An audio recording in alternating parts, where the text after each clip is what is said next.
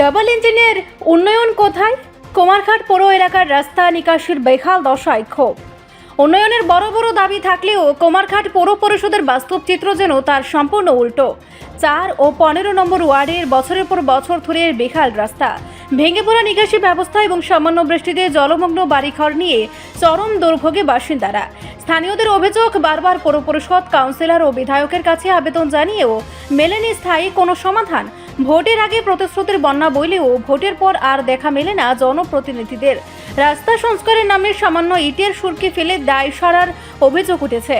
জল নিষ্কাশনের ব্যবস্থা না থাকায় রাস্তার পাশাপাশি বাড়ি ঘরেও ঢুকে পড়েছে নোংরা জল।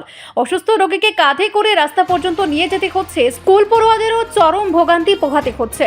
বাসিন্দাদের দাবি, নিয়মিত পৌর কর দেওয়া সত্ত্বেও মিলছে না ন্যূনতম নাগরিক পরিষেবা। প্রশ্ন উঠছে, ডবল ইঞ্জিন সরকারের প্রচারিত উন্নয়ন যদি বাস্তবে মানুষের দোরগোড়ায় না পৌঁছায়, তবে সেই উন্নয়নের দাবি কতটা সত্য? কুমারঘাটের ক্ষুব্ধ মানুষ এখন প্রতিশ্রুতি নয়, অবিলম্বে রাস্তা নিকাশি ও মৌলিক নাগরিক পরিষেবা বাস্তব সমাধান চান।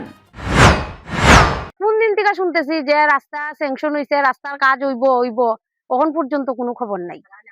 আমরারে আশাও দিতেছে, এতটি পরিবার আমরা চলাফেরা কেমনে করবো? এখানে ফ্যাক্টরি হইছে, তো ফ্যাক্টরি হওয়ার কারণে জল যাওয়ার কোনো জায়গা নাই।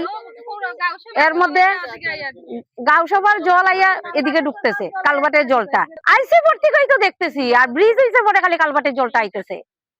3-4 বছর তো হইতেছে। পৌরসভাতে অ্যাপ্লিকেশন নিয়ে জমা দেওয়া হয়েছে, কাউন্সিলরে কইছে, বা ওই যে তাইনের নাম কি তা জানি ভগবান দাসও কইছে, এমনকি পৌরসভার যে হেড যে তাইনের নাম কি তা যদুদা তাইনও কইছে যে রাস্তার কাজ হইব। কাউন্সিলরে কইছে রাস্তার স্যাংশন হইছে, কাজ হইতেছে, হইব, শুরু হয়ে যাবো গিয়া। এই যে সামনে কয়দিন পরেই শুরু হইতেছে কইতে কইতে কইতে কইতে আমনের বর্ষা আইয়া পড়ছে, শীত গিয়া বর্ষা আইছে, কিন্তু কোনো কাজ হইছে না। আমরা আশা দিয়া কাওয়ার বাসা বানাইয়া রক্ষা দিছে। কতটি পরিবার যে আছে, আমরা কোনো মানুষ বলে তারা গণ্যই করে না। চলাফেরা করতে প্রচন্ড কষ্ট। ছাত্র আছে, ফুলাফান আছে, বড় আছে, ছোট আছে, সবই তো যাতায়াত করতে লাগে।